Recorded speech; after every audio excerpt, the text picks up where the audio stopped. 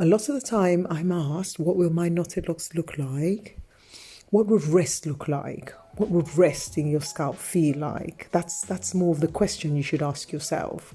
You see, the way nature shows up when you do right by your hair might not actually match what you think you should be expecting, because nature is healing and you're going to have a lot of growth come through.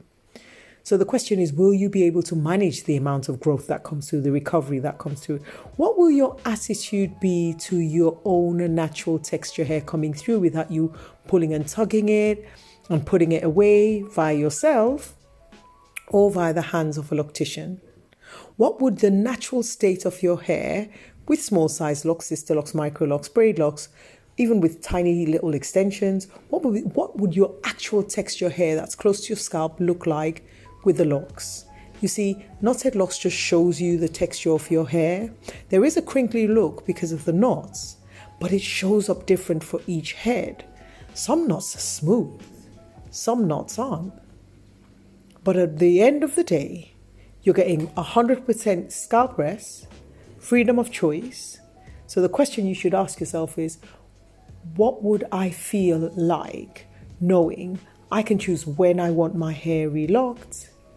I can wet my hair when I want to. I can wash it when I want to. I can experience improved hygiene, optimum hydration.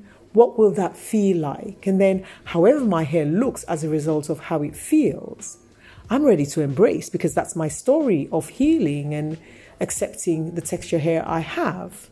Melissa cannot predict that. And ultimately, when I teach you, you create these loops and knots.